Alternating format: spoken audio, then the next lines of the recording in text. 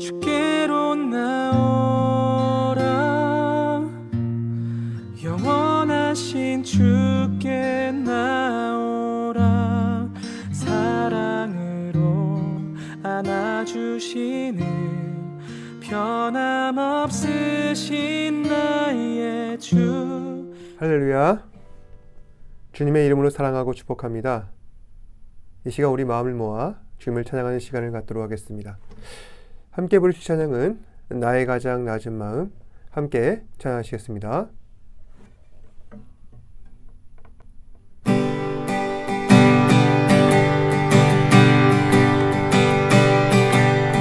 나의 가장 낮은 마음 주님께서 기뻐하시고 나는 일의 기쁨을 느끼게 하시는도다.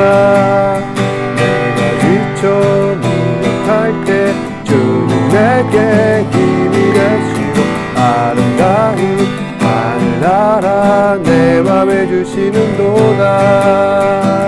우리에게 축복하신 하나님 사랑 낮은 나를 높여주시고 아름다운 하늘나라 허락하시고 내 모든 것 예비하시네. 찬양함의 기쁨을 감사함의 평안을 간구함의 하나님 알도록 하셨네. 나의 가장 낮은 마음 주님께서 기뻐하시고 나의 일의 기쁨을 느끼게 하시는도다. 내가 지쳐 무력할 때 주님 내게 힘이 되시고 아름다운 하늘나라 내 맘에 주시는도다. 우리에게 축복하신 하나님 사랑 낮은 자를 높여주시고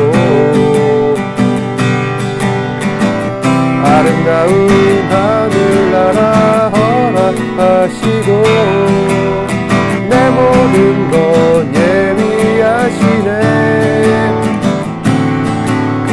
찬양함의 기쁨을 감사함의 평안을 간구함의 하나님 알도록 하셨네. 찬양함의 기쁨을 감사함의 평안을 간구함의 하나님 알도록 하셨네. 찬양함의 기쁨을 감사함의 평안을 간구함의 하나님 알도록 하셨네.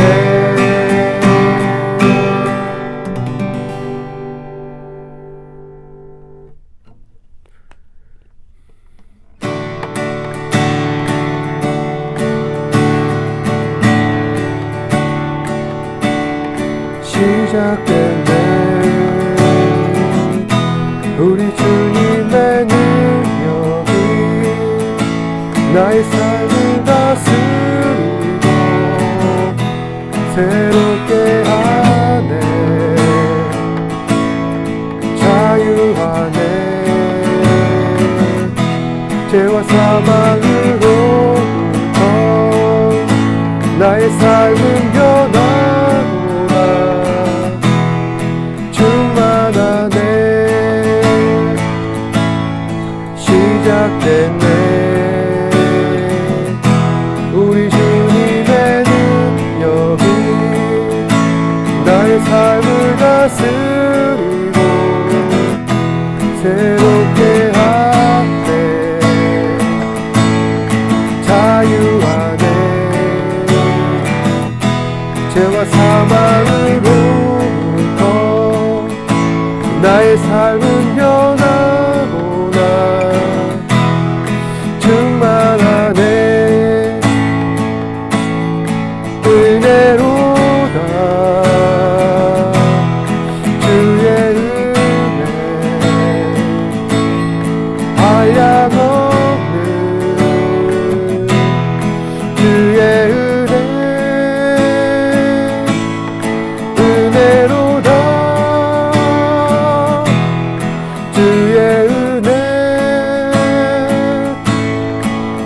변함없는 신실하신 주의 은혜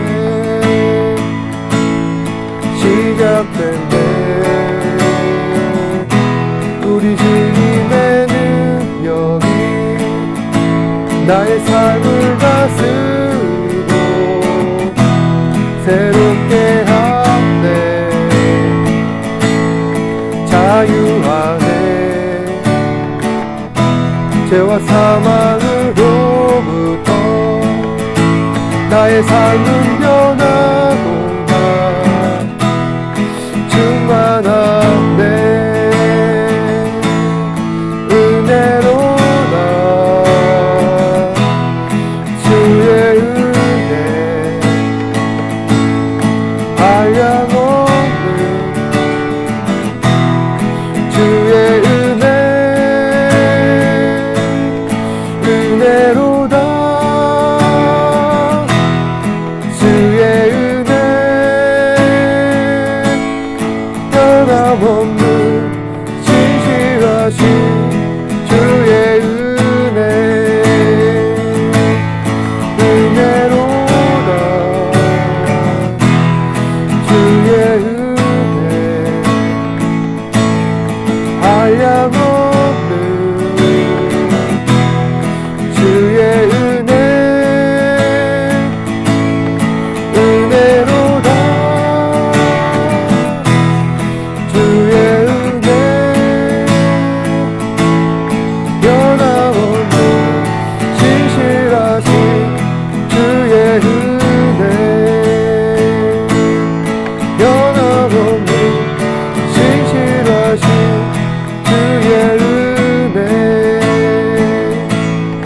변함없는 신실하신 주의 은혜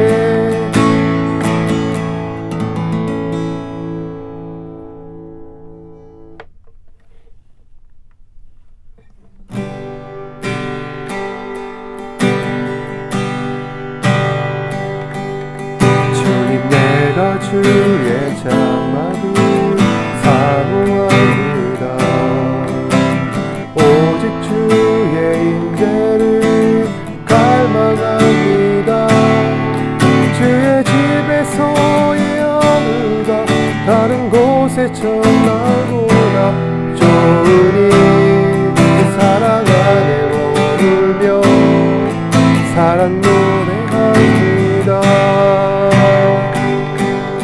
주님 내가 주의 장막을 사모합니다 오직 주의 임재를 갈망합니다 주의 집에 소유하느라 다른 곳에 천날보다 좋으니 그 사랑 안에 머물며 사랑 노래합니다 나의 평생에 한 가지 소원 주의 아름다우신 보면 사랑 노래하는 것 왕 대신 주님의 얼굴 구하며 그 사랑 안에 머물러 사랑 노래합니다 주님 내가 주의 장막을 사모합니다 오직 주의 임재를 갈망합니다 주의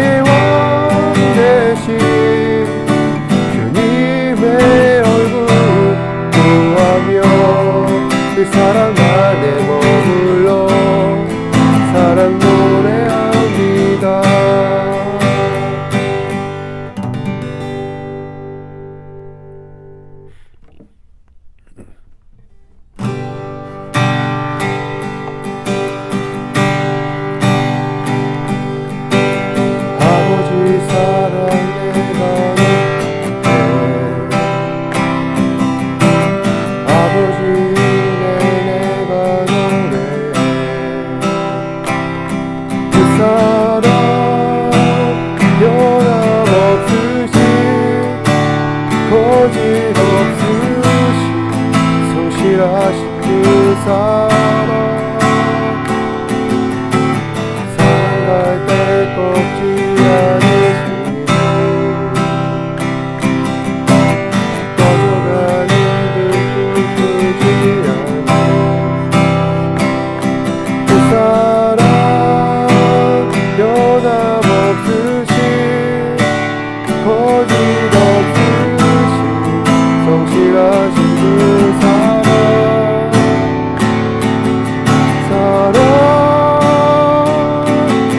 그 사랑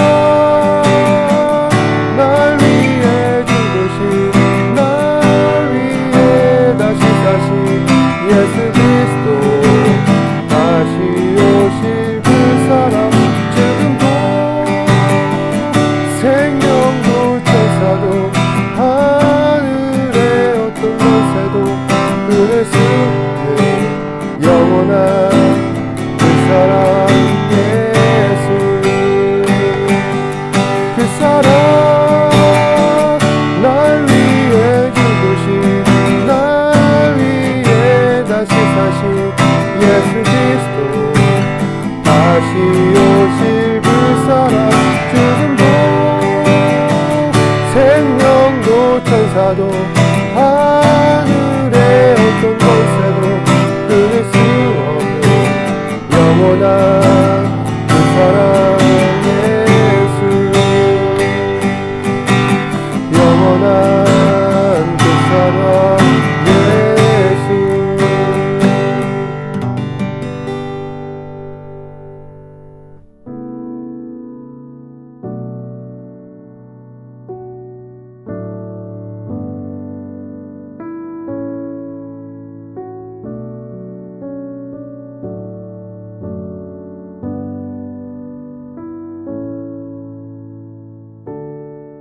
최근 많은 사람들이 교회를 떠나가고 있습니다.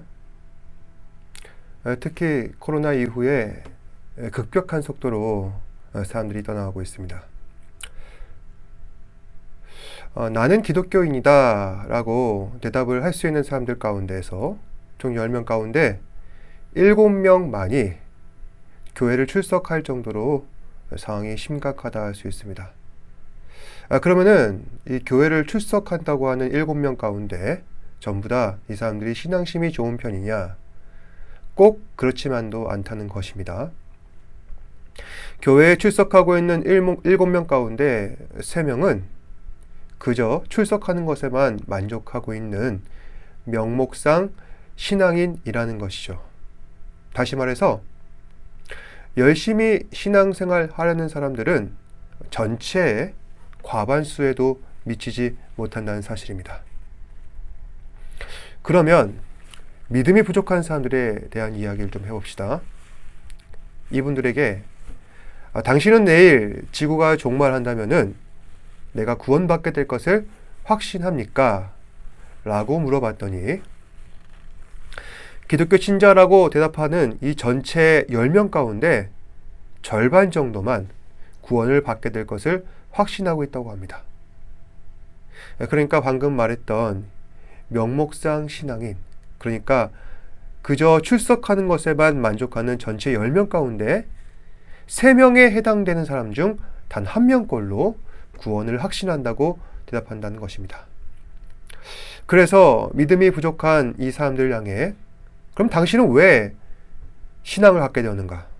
라고 물어봤더니 믿음이 약한 사람들 전체의 약 80% 정도가 나는 지금 마음의 평안을 얻고 싶다. 선한 사람이 되고 싶다. 그래서 교회 다니게 됐다는 것입니다. 여러분께서는 어느 쪽에 해당되십니까? 나는 구원의 확신도 없고 열심히 있는 신앙인이라 생각하고 계십니까? 아니면 잘 모르겠다. 구원의 확신이 없는 것 같다. 그렇게 생각하는 사람들은 왜 그렇게 생각하는 겁니까? 사실 사람들이 그렇게 생각하는 것은 내가 말씀을 몰라서라거나 예배를 안 드린다거나 또 은혜가 부족해서라거나 그런 게 아닙니다. 이미 여러분들께서는 어렸을 적부터 주구장창 말씀을 들어왔습니다. 그리고 지금까지 예배드린 횟수만 따지자면은 정말 많이도 예배를 드려왔습니다. 그러면 여러분들에게 은혜가 부족한가? 그렇지도 않습니다. 여러분들은 잘 인지할지는 모르겠지만 하나님께서는 지금도 우리에게 무한한 은혜를 주고 계십니다. 별것 아닌 것 같아 보일지라도 오늘 하루를 무탈하게 살아간다는 것, 나는 부족하지만 그럼에도 하나님 자녀라는 이름표를 달고 살아갈 수 있다는 것, 그 모든 것이 하나님의 넘치는 은혜이기에 결코 우리에게 하나님의 은혜가 부족하지 않다는 것입니다. 그럼 대체 뭐가 모자란 건가? 나는 왜 약한 믿음을 갖고 살아가고 있는 것인가? 그 이유 첫 번째, 지금의 나는 신앙생활에 별 관심이 없다. 왜 신앙생활에 관심이 없을까요? 왜냐하면 신앙생활보다 더 관심 있는 게 지금 우리 내 마음속에 자리 잡고 있기 때문입니다. 하나님의 존재를 믿고 하나님께서 나의 인생을 주관하심을 믿고 예수님께서 나를 구원하셨음을 믿고 끝까지 믿는 자에게 영원한 생명과 하나님 나라를 주신다는 사실을 우리는 믿고 있지만 지금 당장은 그런 것보다 먼저 해야 하는 일이 있다고 생각하기에 적어도 지금 나의 관심사는 신앙이 아니다. 지금 해야 하는 그 일이 나의 관심사다. 여러분들은 어떻게 생각하십니까? 이 말에 반론하실 수 있겠습니까? 두 번째, 지금 나는 주변 환경의 영향을 받고 있다. 실제로 여러분들은 믿음 있는 사람들보다 믿음 없는 사람들과 더 많이 가까이 지내고 있고 그들로부터 완전히 둘러싸여서 그에 따른 직간접적인 영향을 받고 있습니다. 특히 여러분들은 또래 집단에 큰 영향을 받을 수밖에 없는 나이대죠. 사실 모든 사람이 다 그렇습니다. 친한 친구, 직장 동료, 같은 취미를 공유하고 있는 여가 집단, 나와 가장 밀접하고 나와 같은 눈높이에 있다고 생각하는 그 사람들로부터 영향을 받을 수밖에 없다는 것입니다. 저 사람은 나와 같은 입장이야. 나와 같은 생각을 갖고 있는 가장 가까운 사람이야. 그런 확신과 믿음이 들기 시작하면은 사람들은 그 또래 집단과 동조화가 됩니다. 또래 집단이 하는 거 나도 따라하고 함께 생활하는 가운데 같은 생각, 같은 가치관, 같은 의식을 공유하게 된다는 것입니다. 그리고 점점 더 똑같은 방향을 향해 나아가게 되는 것이죠. 정말 독특한 사람이 아닌 이상 상대방과 다른 방향으로 걸어간다는 것은 불가능하다는 말씀입니다. 그렇다면 하나님이 아닌 예수 그리스도가 아닌 신앙이 아닌 다른 삶을 살아가는 그 세상 가운데 둘러싸인 여러분들은 그럼 어떻게 되는 걸까요? 그래서 지금 저와 여러분들이 해야 할 것은 방향 돌리기입니다. 지금까지 내가 학업에 치이고 치열한 경쟁에 치여 그 한쪽 방향만 맹목적으로 보면서 살아왔다면 이제는 고개를 돌려서 하나님께로 돌아가자. 그렇게 하려면은 나는 지금 왜 믿음 생활해야 하는가? 오늘 말씀을 통해서 각자 스스로에게 질문을 던지시고 변화되어가는 은혜가 있기를 축복합니다. 오늘 함께 읽으신 말씀은 사도 바울이 에베소 교회 성도들을 향해 보낸 편지의 내용입니다. 에베소 교회란 지금의 튀르키예 서쪽에 위치한 항구 도시로서 당시에는 가장 번성했던 도시 가운데 하나였습니다. 그런데 지금 바울은 로마 감옥에 갇혀서 자유를 박탈당한 상황이었습니다. 따라서 그곳에는 갈 수 없는 형편이죠. 그래서 에베소 교회 성도들을 향하여 편지를 써서 자신의 그 문안 인사와 나의 현재 이야기와 그리고 에베소 교회 성도들을 향한 신앙적인 조언을 보내고 있다는 것입니다. 오늘 함께 읽으신 말씀은 에베소 교회 성도들을 향하여서 하나님께 올리는 바울의 기도를 전하는 것입니다. 지금 사도 바울은 다음과 같이 기도합니다. 17절에 믿음으로 말미암아 그리스도께서 너희 마음에 계시게 하시옵고. 지금 사도 바울은 에베소 교회 성도들의 믿음을 위해서 기도를 하고 있습니다. 그런데 여기서 바울이 생각하는 믿음이란 과연 무엇인가? 그리스도께서 너희 마음에 계시옵고, 그러니까 믿음은 우리 마음 속에 예수 그리스도께서 계신다는 것을 말하는 것입니다. 그럼 우리 안에 예수 그리스도께서 계신다는 말의 의미는 무엇일까요? 옛날에 파리의 여인이라고 하는 드라마가 큰 인기를 끌었다고 합니다. 저는 그 드라마를 안 봤습니다. 그렇지만 이 대사만은 기억에 남습니다.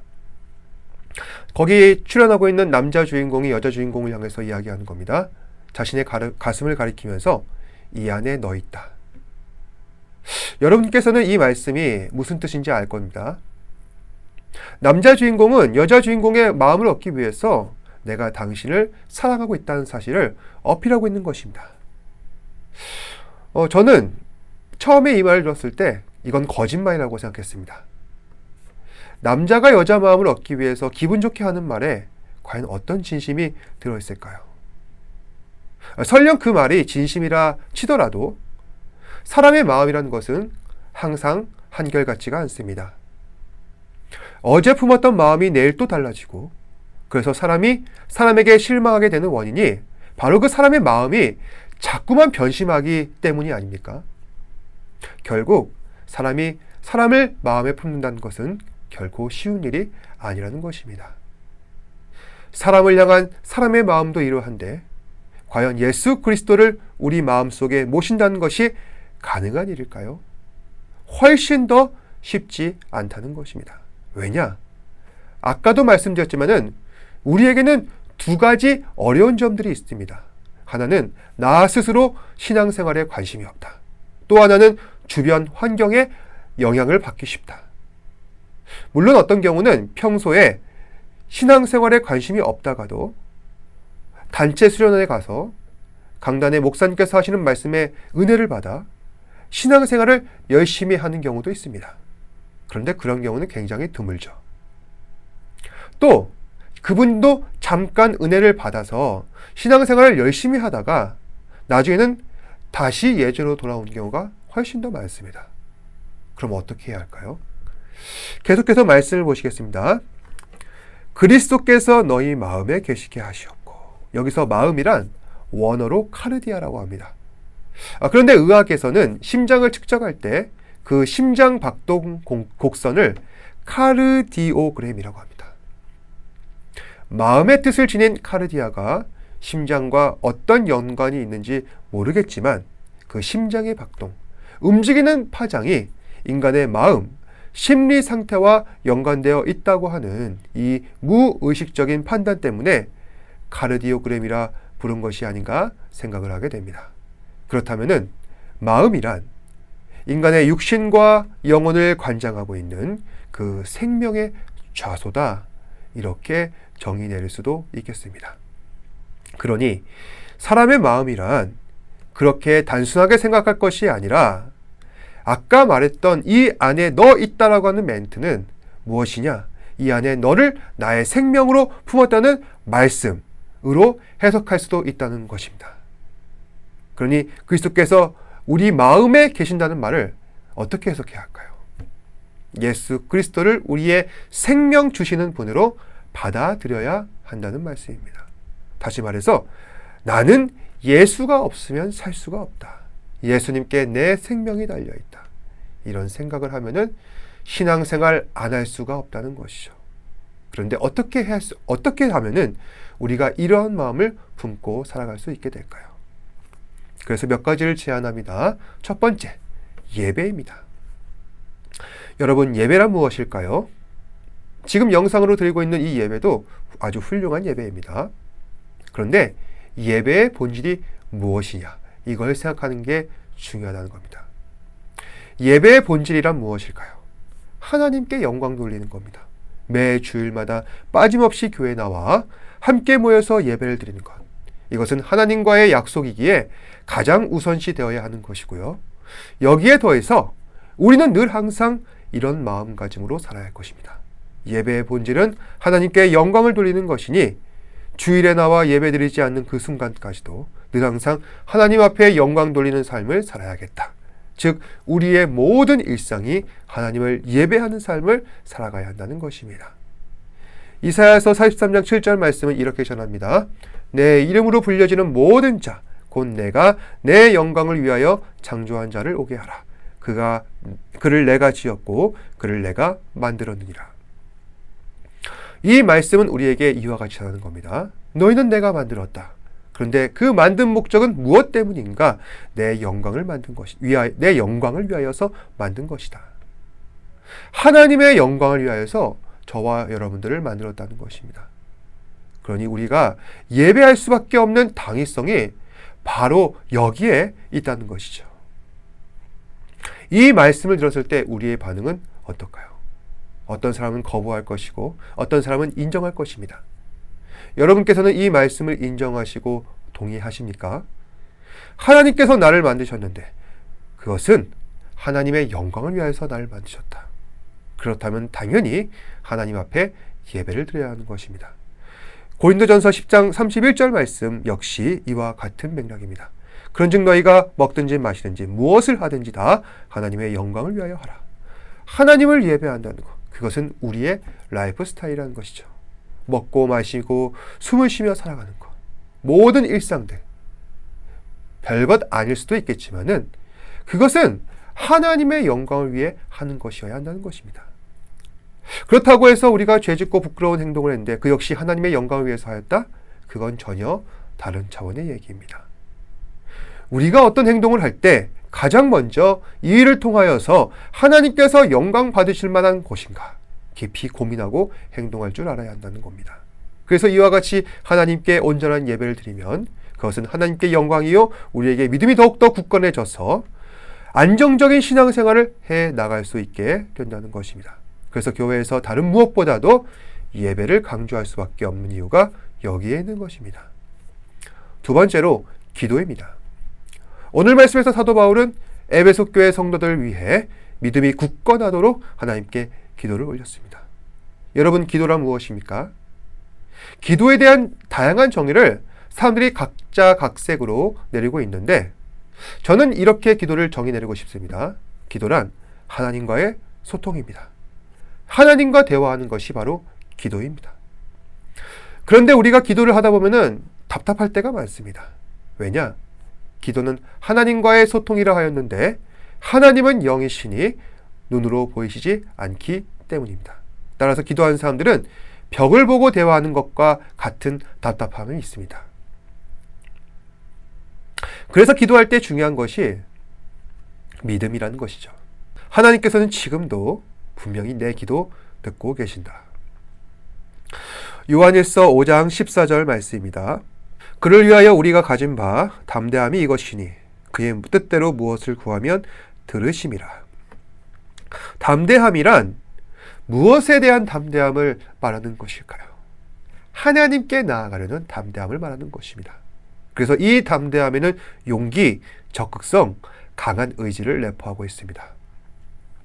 또한 이러한 담대함에는 강한 믿음이 있습니다. 하나님께서 내 기도를 들으신다. 우리는 이 믿음이 있기에 담대함을 갖고 적극적으로 나아갈 수 있다는 것입니다. 또한 기도는 우리의 믿음 생활과도 직결됩니다. 아까도 말씀드렸지만은 세상에는 다른 신을 섬기는 사람들이 99.9%로 내 주위를 에워싸고 있습니다. 그러한 세상 속에 우리는 강한 압박과 강한 영향을 받고 있습니다. 이러한 세상과 다른 방향으로 고개를 돌려면은 어떻게 해야 합니까? 강한 의지가 필요하다는 것입니다. 그런데 그 힘이 어디에서 오는가? 강한 믿음에서 오는 것이고 그 믿음은 어떻게 해야 강해지는가? 기도밖에 없다는 것입니다. 마지막으로 찬양입니다. 찬양이란 사전적 의미로는 하나님을 최고로 높이는 것을 말합니다. 그 의미상 보았을 때 예배의 정의와 구별점이 없어 보입니다. 그런데 여기는 큰 차이가 한 가지 있습니다. 그게 무엇이냐? 예배란 예수님의 십자가의 공로를 기뻐 받으시는 하나님의 은혜 안에서 드려지는 것이 예배라 할 수 있는 것이고, 찬양이란 하나님의 은혜를 입은 모든 피조물들이 하나님의 선하신 뜻을 깨닫고 인정하는 가운데 자연스럽게 하나님을 자랑하고 하나님을 영광을 높이는 것이 바로 찬양이라는 것입니다. 시편 59편 16절 말씀입니다. 나는 주의 힘을 노래하며 아침에 주의 인자하심을 높이 부르오리니 주는 나의 요새이시며 나의 환난 날의 피난처이심이니라. 이 말씀을 기록한 사람은 하나님에 대해서 깊이 묵상하며 깨달은 사실들, 그것들을 노래로 만든 것입니다. 이 시편 기자는 하나님께서 가진 힘이 어찌나 큰지, 그리고 그 인자하심이 얼마나 높은지, 하나님께서 내 인생 가운데 처한 환난과 어려움을 어떻게 피하게 하셨는지 그것들을 감사하며 노래하고 있습니다. 바로 이것이 찬양이라는 것이죠. 말씀을 마치겠습니다. 사랑하는 여러분, 우리는 믿음 생활을 왜 해야 합니까? 우리 주 예수께서 우리를 구원하셨고 또 영원한 생명을 누리며 우리가 주님과 함께 영원한 하나님 나라에서 거하게 하실 것이라는 이 약속을 주셨기 때문에 우리는 믿음 생활 할 수밖에 없습니다. 그래도 많은 사람들은 왜 내가 신앙생활을 해야 하는지 깨닫지 못한 채 습관적인 신앙생활만을 반복하고 있습니다. 이제 그 틀을 탈피하여서 새롭게 우리 신앙을 갱신해야 할 것입니다.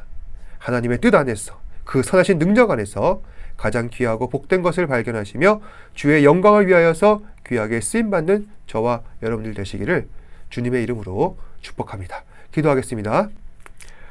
고맙고 사랑이 많으신 아버지 하나님, 우리 사랑하는 학생들 하나님의 은혜를 깊이 깨닫기를 원합니다. 내가 왜 신앙생활을 해야 하는지 그 목적과 의미를 분명히 알게 하시고 또한 주님 앞에 온전한 예배, 온전한 찬양, 온전한 기도를 올리며 주님께 기뻐하는 삶을 살아가는 그러한 건전한 신앙생활을 할 수 있도록 인도하여 주시옵소서. 이제 곧 방학이 다가옵니다. 그 방학 시간 가운데서도 무더운 날씨이지만은 늘 감사하며 기뻐하는 마음으로 신앙생활하게 하시고 그래서 주 앞에 온전한 영광을 돌릴 수 있는 우리 학생들 되게 하여 주시옵소서. 모든 말씀 예수님 이름으로 기도합니다. 아멘. 하늘에 계신 우리 아버지여, 이름이 거룩히 여김을 받으시오며 나라가 임하시오며 뜻이 하늘에서 이루어진 것 같이 땅에서도 이루어지이다. 오늘 우리에게 일용할 양식을 주시옵고 우리가 우리에게 죄 지은 자를 사하여 준 것 같이 우리 죄를 사하여 주시옵고 우리를 시험에 들게 하지 마시옵고 다만 악에서 구하시옵소서. 나라와 권세와 영광이 아버지께 영원히 있사옵나이다. 아멘. 우리 주 찬양해 주가 우리